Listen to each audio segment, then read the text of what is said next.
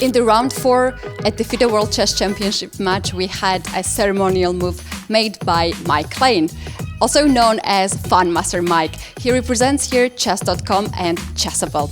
His first move choice was 1b3, which brought a big smile on Jan Nepomniachtchi's face. Right now, the game is in progress, and we have some time to interview Klein. Mike, you just made the first move as a representative of chess.com and Chessable in the round 4. Can you please describe what was your move choice, why was that move, and also in general, what is the atmosphere on the stage, on the table, because not many people can actually reach that place? Yeah, this is my 5th World Championship as a reporter. I wasn't expecting to be in this situation, but luckily with the merger with Play Magnus, Chessable, they're my colleagues now, so I'm here representing them. Now, I would have played e4. I would have played it totally straight, traditional, but coming here, Gert, the CEO of Chessable, said, Mike, I kind of got you this gig. I need you to play b3. And then it occurred to me that the most on-brand move would have been h3, but I don't know that Ding actually wants to see h3 on the white side again, so I decided to make my boss happy. Gert, you got what you wanted. So yeah, b3, obviously it's a callback to the fact that our Chessable CEO likes that move. As far as the atmosphere on stage, it's pretty tense. The air in there is thick. I'm not just saying that as a metaphor. I was more nervous doing that than interviewing any of the world champions I've ever talked to. So I'm glad I got that done with. And I think I even made Jan chuckle a little bit when I played b3. So yeah, when I interview him after this game, I can ask him about my move. I don't know. Art is imitating life or somehow. Yeah, I also catch that moment that he laughed about this move, not only smiled, because yesterday he smiled about the first move when the guest guessed it, but now it was clearly the laugh. What do you think this laugh was about? Well, for me, it was rewarding because I've tried to ask him several funny questions at the press conference and he's not taking the bait. So it's very funny that at a press conference where you can let your hair down and be a little bit humorous, he's not doing that at all. But here I am on stage right before his actual game and I'm getting him to laugh more here. So I don't really know what to make of that, except he might appreciate the irony of someone like me who has no business being on that stage, being on the stage. He might have been laughing like, Mike, why are you here? And I don't take offense to that. I don't even know why I was there. Talking about the tournament itself, these two players, the match just started and it's now getting to heat it up. How can you describe their personalities at the press conference as well, when you are the person who asks the most of the questions, and how would you just describe them as their personalities?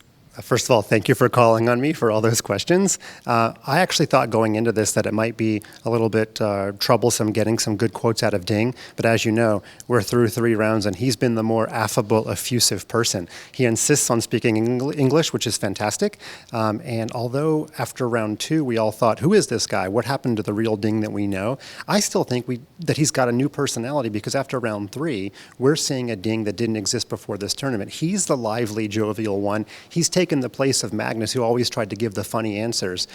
So I think we're seeing a personality side of him that we've never seen before. And of course, the pairing with Richard Rapport is an added element. Maybe that had something to do with the new personality. But I'm quite enjoying asking Ding questions right now. And what about the Nepo? Do you feel that he has changed a little bit his character during the press conferences compared to the first championship match against Carlsen? Yeah, I do. I mean, I was in Dubai. I asked him a reasonable number of questions, and I feel like here he's giving us even more terse answers, especially when it comes to the chess. He's basically saying, Queen's Gambit declined. It's a thing. Carlsbad structure. It exists. Like he's giving us these sort of platitudes, and he's just being very, very laconic. Can I say laconic on your show? Okay. Hope I used it right. Talking about your actual job in general, people know you as Fun Master Mike, and you're very popular with this name. Talking about the chess kit, do you see that you might have some nice cooperation with Kazakhstan, because here chess seems to be booming and everyone wants to play chess, and we have a lot of kids coming here to spectate the match. Do you see some cooperation coming up?